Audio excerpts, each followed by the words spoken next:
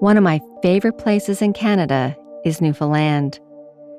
It's shaped by the frigid cold of the Atlantic Ocean, which is dotted by icebergs that drift south along the Labrador Current from April to July. The perfect spot to view them and the whales that swim by the harbor is the south side of the Narrows. Jutting out of the water is a lighthouse, and beneath it are the crumbling remains of what was once a strategic defense against the French and then centuries later, German U-boats. Today, this area is crumbling as waves crash onto it and try to reclaim it for themselves.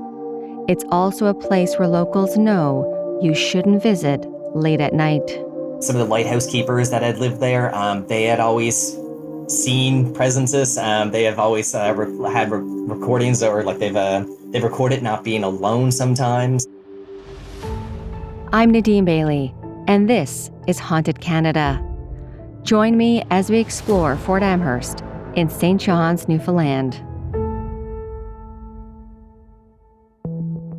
Long before St. John's, Newfoundland became my hometown, it was the territory of various Indigenous nations, including the Beothuk and Innu, who first inhabited the island. The first Europeans to reach Newfoundland were likely the Vikings, followed by John Cabot. He is credited with being the first explorer to enter the harbor and claim the land for the British Crown in 1497. The area was rich in fish, especially cod, which made the island essential to the British Empire. It quickly made it a contested territory between the English and the French. French forces captured St. John's on January 1, 1709, during Queen Anne's War, which took place from 1702 to 1713 between England and France, as part of the larger European conflict known as the War of the Spanish Succession. In 1713, the Treaty of Utrecht was signed, formally granting Newfoundland to Great Britain and ending French claims of sovereignty over the island. Author Scott Osmond says the land was too valuable, and the French once again captured St. John's in June 1762 with a surprise attack. St. John's being one of the oldest colonial cities in North America, very quickly it found itself caught up in the wars between France and England. For hundreds of years, both countries had fought for possession of the land. For a very long time, the English had a stronghold right in St. John's, and that was until the French came, invaded the city, sacked the city, and left. However, British forces under Colonel William Amherst quickly launched a counteroffensive just 3 months later, on September 13, 1762. Colonel Amherst landed on the rocky shores of Torbay and marched a few miles to St. John's, where they fought the French and forced their surrender just 5 days later. It became known as the Battle of Signal Hill, and it would lead the French to sign the Treaty of Paris and lose all territory in North America, except for the island of St. Pierre and Miquelon. Scott Osmond says that's when the King of England ordered a defensive tower to be built at the entrance of St. John's Harbour, known as the Narrows. The King of England ordered that they needed more defense at the outer harbor. They needed to protect the harbor from ships coming in. There was at the time, a fairly large settlement growing. And of course, this came to be that there was a defensive tower built at the head of lands where Fort Amherst sits now. I think over time then, of course, navigation was huge there. It's known as the City of Fog. The Narrows were recognized as a strategic point of defense, and a battery could effectively block enemy ships' access to the harbor. Between 1773 and 1777, a casemated masonry tower with a lead roof and a barbette battery were built, armed with 4 18-pound cannons and 4 24-pound cannons. Construction was challenging. Builders had to walk through the wooded terrain and over the rock cliff to reach the entrance of St. John's Harbour, as the battery was constructed amongst the jagged rocks at the base of the Atlantic Ocean. It was named Fort Amherst after Lieutenant General William Amherst in recognition of his leadership during the Battle of Signal Hill. When British forces left North America, they left the battery and tower intact. In 1813, Newfoundland's first lighthouse was built on the site to guide ships home, and Scott says you can still see it today.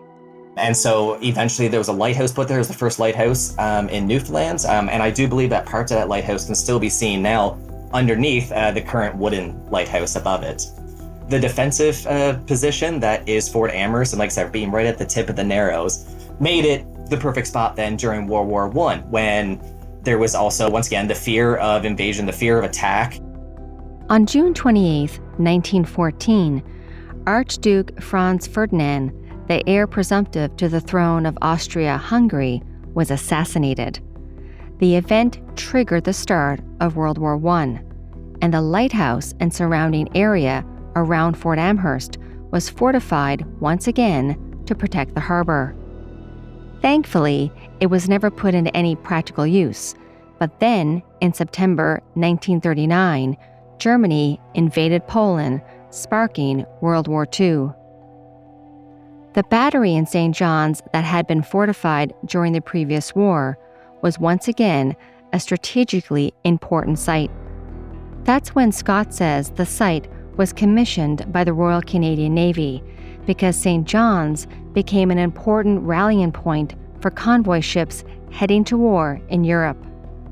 So in the fall of 1941, several buildings were built beneath the existing lighthouse, along with a canteen, officers' buildings, and several other buildings just above the lighthouse. A lot of soldiers and supplies were kind of coming and going. And so they rearmed the site at that time. Relatively small. It wouldn't really be until World War II that you would see like a massive complex of structures be constructed there. And for the most part today, that's kind of what you're looking at, just below the lighthouse, along the riffs, just along the rocks, just above the coastline. A number of buildings are there. There's still 2 guns that are still there, which is pretty rare. And all of this was built in the early years of World War II. And so once again, they were worried about German U-boats coming in and attacking the convoys that were gathering just outside the harbor. And so the site was kind of used to protect ships coming and going, and then anything to warn of anything that might be coming in and wasn't supposed to. The Royal Canadian Artillery also operated 2 casemated, 4.7-inch quick-fire guns that replaced the original 75mm guns that were originally used.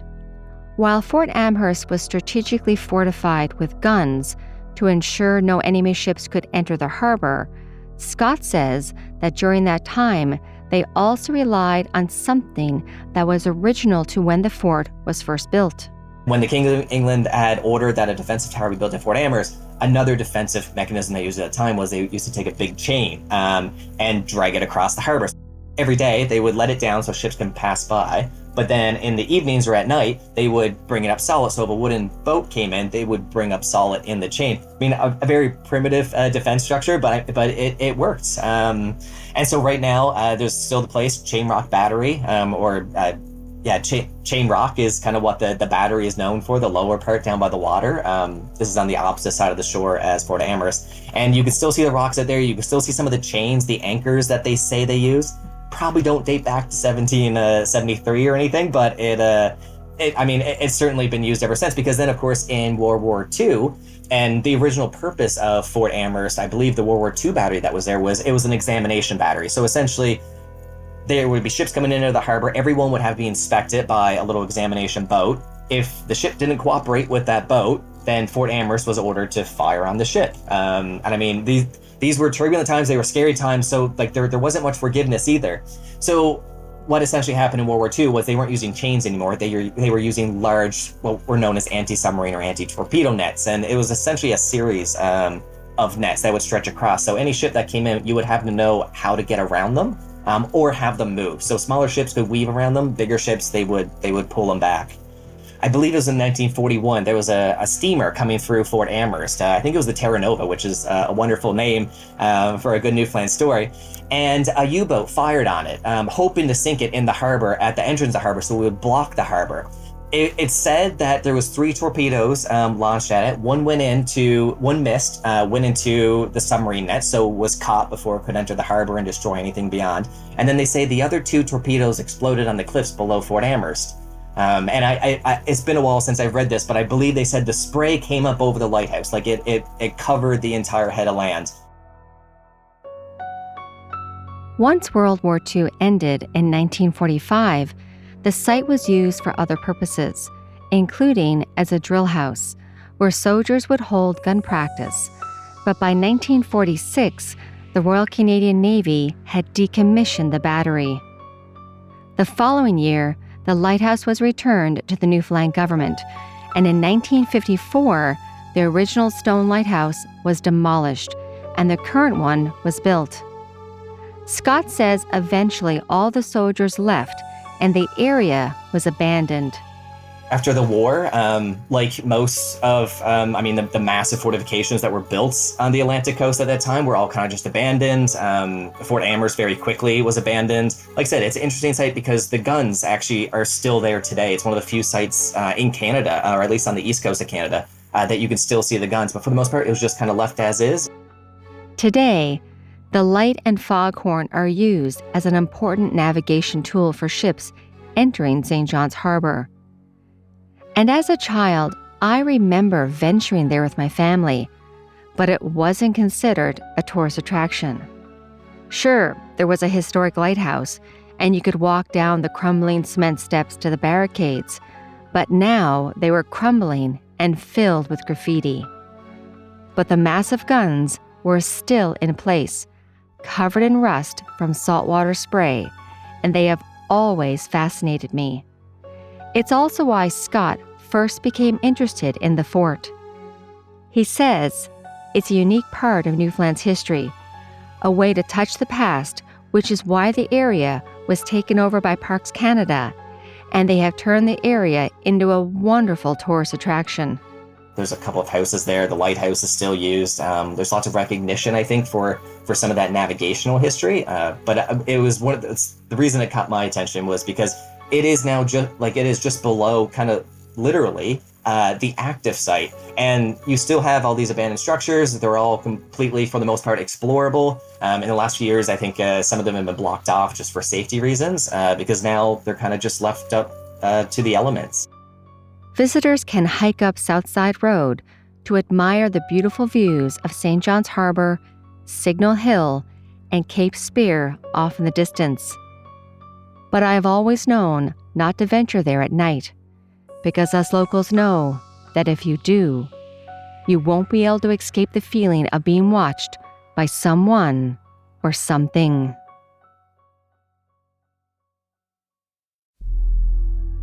Scott says that over the years, he's heard that Fort Amherst is a unique spot where people have had unexplainable experiences.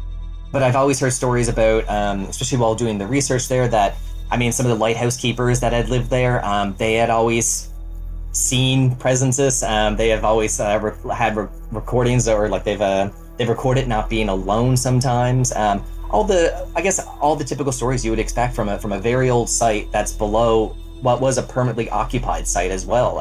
And for a long time, this little head of land was so isolated that the lighthouse keeper and his family would live out there all year round. And so during the winter, you'd be cut off. And if anyone was going to see or witness anything, it was certainly that. And there's definitely lots of stories of, people seeing whatever they see out there. I was always told the area was haunted by a soldier from World War I. The young man was stationed in the barracks, but he did not perform as well as his fellow soldiers. He would often misplace items, drop important equipment, and fall asleep while on watch. The legend goes that the soldiers had had enough. They decided to teach the young man a lesson. One night, while he slept, they tied a rope around him, then carried him and threw him into the cold Atlantic Ocean. The young man immediately began to struggle. What the soldiers didn't realize was that the young man couldn't swim, and with the weight of the rope and the shock of the frigid water made him flounder. His comrades watched him confused, not knowing the young man didn't know how to swim. Before any of them could react, he went under the Atlantic Ocean and quickly drowned. The other soldiers were terrified. They knew that if the sergeant found out what they had done, they could be charged with murder. They all swore a pact to never speak of it again and returned to their cots. Sleep didn't come easy, as they were wrecked with guilt. And soon, something else would haunt them, because that very night, the young soldier's ghost returned. Dripping wet, his face pale white, he hovered over their beds, cursing the men who killed him. He is known as the Phantom Soldier, and he remains at Fort Amherst to this day. Sometimes, visitors think he's an interpreter in a costume, but when they take a second glance, they realize he's not from this realm, as they watch him vanish before their eyes. On other occasions, people have taken pictures of the lighthouse or Signal Hill in the background, and they've captured what appears to be the shadowy figure of a man in a uniform. But the young man might not be the only soul wandering the old barrack. Sometimes the sound of a woman crying can be heard. Those unlucky enough to have heard it have found it quite disturbing. Scott says the area is perfect for imaginations to run wild. But the amount of history that's still there and the little pieces that are ingrained in the rocks and the foundations that can still be seen kind of scattered across the hillside absolutely make it a place worth visiting. There's also something to be said too about, being on the edge of the ocean, the edge of rocks, there's nice grassy fields coming down, and then you have these concrete bunkers, and then at the top, peeking over towering over it all, is the current lighthouse, which still operates today. However, the most disturbing things I've encountered at Fort Amherst are the reports of people finding small, child-sized handprints on their clothing after walking through the old barracks. Many believe that there are ghosts of children who mischievously like to play among the rocks. And then there's a legend behind the hidden tunnels below Fort Amherst. I've always really enjoyed the tunnel, I'll say mythology, but some of it is true. And just before you get to Fort Amherst is a good example of that, of not quite at Fort Amherst, but just back the South Side Road. As you're driving down the road, you'll see tunnels, or I guess doors to tunnels, going into the hillside. It's hard to know what's behind all of them, but essentially what they were during World War II, when they needed to store ammunition, they decided to dig into the Southside Hills. So pretty much under Fort Amherst, and those tunnels go under for 400 or 500 meters and open up into great big rooms. And that's where they used to store ammunition and any important supplies or any kind of important cargo that they needed sheltered and not seen. So they would load up the ships there, and then they would sail out through the Narrows.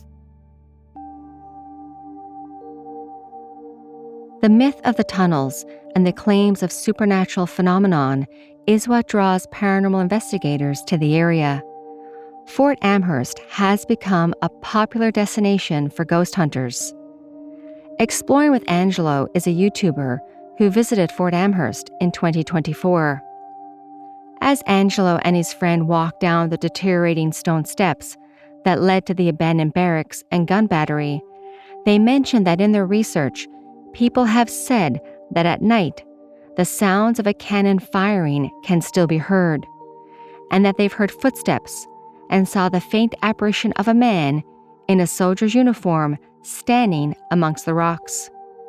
In the video, as Angelo and his friend walked, they were often startled by voices when nobody else was around. At one point, they stepped out of the barrack after admiring some of the graffiti painted on the walls and heard the sound of someone calling for them. When they ventured back inside, they found the room was empty. Then they walked out to admire the calmness of the Atlantic Ocean and suddenly heard a sound coming from the caves beneath the rocks. Angelo believed it was someone calling out to him. Scott says that in spite of its reputation for being haunted, Fort Amherst remains a popular tourist destination because it is a great place to be in awe of nature and feel connected to the past. It's kind of just the history behind it, and it's so many different levels of history. You can kind of walk your way through. In school, I studied earth science, geography specifically, and they always said in the rocks of St. John's, as you walk from the back of the harbor to the front of the harbor, you can slowly trace back the history of the rocks of Newfoundland, of how they formed. It was an old river estuary. And I like to think of Fort Amherst as being the exact same thing.